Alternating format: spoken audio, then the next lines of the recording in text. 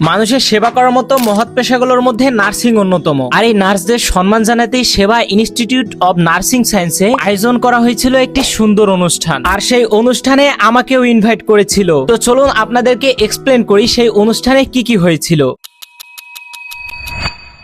12 মে আন্তর্জাতিক নার্স দিবস উপলক্ষে ডোমারের সেবা ইনস্টিটিউট অব নার্সিং সায়েন্সে আয়োজন করা হয়েছিল একটি সুন্দর অনুষ্ঠান। দিনের শুরুতেই বের করা হয় একটি র্যালি, শিক্ষার্থীদের উপস্থিতি আর সুন্দর পরিবেশ সব মিলিয়ে র্যালিটা সত্যি দেখার মতো ছিল। র্যালি শেষে সবাই উপস্থিত হন হলরুমে। এরপর শুরু হয় ইন্টারন্যাশনাল নার্স ডে উপলক্ষে মূল অনুষ্ঠান। আর এই অনুষ্ঠানে উপস্থিত ছিলেন বিভিন্ন ডাক্তার, শিক্ষক ও সম্মানীয় ব্যক্তিবর্গ। সবাই অনেক সুন্দর সুন্দর কথা বলেছেন। তাদের কথার মূল বিষয় ছিল মানুষের সেবা, দায়িত্ববোধ, মানবতা আর একজন ভালো নার্সের গুণাবলী। আসলে একজন নার্স শুধু রোগীর সেবা করেন না, একজন অসুস্থ মানুষের পাশে সাহস হয়ে দাঁড়ান। আর এজন্য নার্সিং পেশাকে পৃথিবীর সবচেয়ে সম্মানজনক পেশাগুলোর একটি বলা হয়। আর অনুষ্ঠানের আরেকটি বিশেষ দিক ছিল নবীন বরণ। নতুন শিক্ষার্থীদের ফুল দিয়ে বরণ করে নেওয়া হয়। তাদের চোখে ছিল নতুন স্বপ্ন, নতুন একটি পথ চলার শুরু। আর দিন শেষে এই শিক্ষার্থীদের মধ্য থেকে ভবিষ্যতে অনেক দক্ষ মানবিক নার্স বা ডক্টর তৈরি হবে। তো সব মিলিয়ে পুরো অনুষ্ঠানটা ছিল জমজমাট। আর এমন অনুষ্ঠানে আসতে পেরে